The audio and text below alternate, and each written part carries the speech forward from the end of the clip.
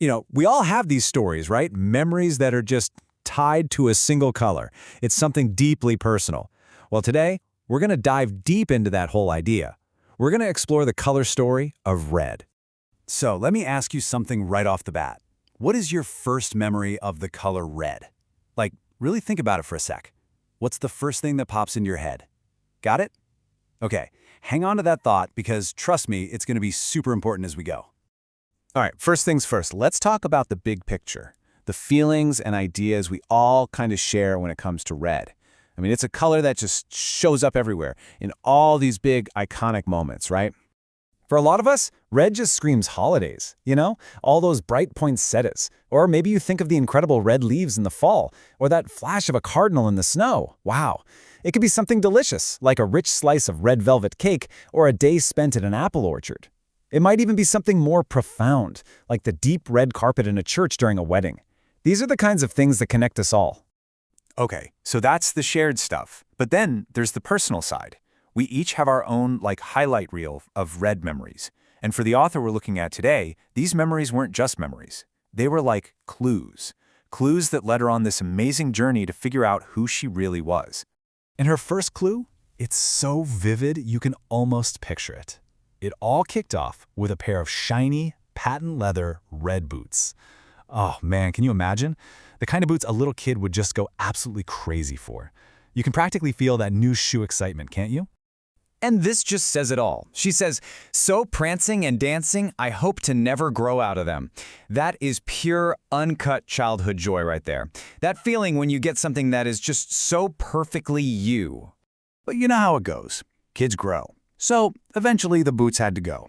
They were replaced by these deep ruby red Mary Jeans. And here's the best part. The brand name was Jumping Jacks. So what's the first thing she does? Of course, she tries to do jumping jacks in them. I love that.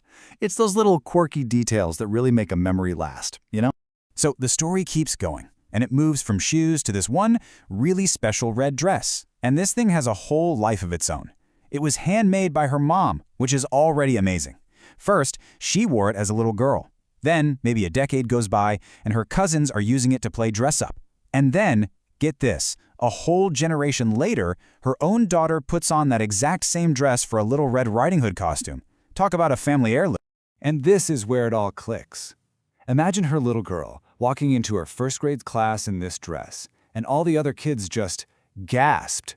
They all gathered around her, totally in awe. And in that moment, that little red dress stopped being just a piece of clothing.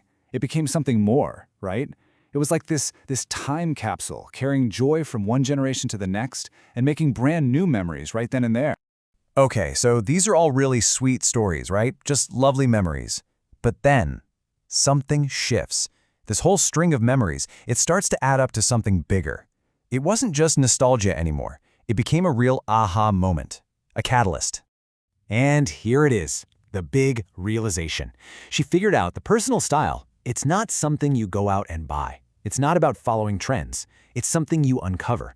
You find it by digging back into your own life, your memories, all those little things you've loved forever. It's like you're an archaeologist of your own story. Now, this whole idea was sparked by a book called Feels Like Home. It basically gave her permission and a roadmap for looking back. It showed her that this wasn't just about feeling sentimental. No, this was about finding the real, authentic threads that have been part of you from the very beginning. So that's the big idea. But what do you do with it? How does all this reflection and memory digging actually turn into something real? Well, this is the part that I think is so cool. All those memories, the red boots, that amazing hand-me-down dress, the love for things with a story, they didn't just stay as warm, fuzzy feelings. Nope, they became the actual direct inspiration for her business. She started a vintage clothing store. How incredible is that? Her memories literally became her motivation.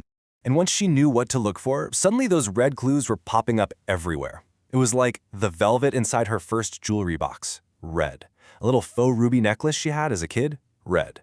There was even this kind of creepy but also cool Red Riding Hood doll from the 70s. And the family barn, you guessed it, painted barn red.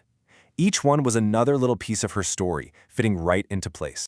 So here we are, right back where we started. But now it all looks a little different, doesn't it? The author's story was clearly woven together with all these threads of red. It helped her understand her past, and it totally shaped her future. So now I want you to go back to that memory I asked you about at the beginning. That first color that popped into your head? Maybe it was red, too. Or maybe it was green, or blue, or a bright sunny yellow. The real question is, what color tells your story?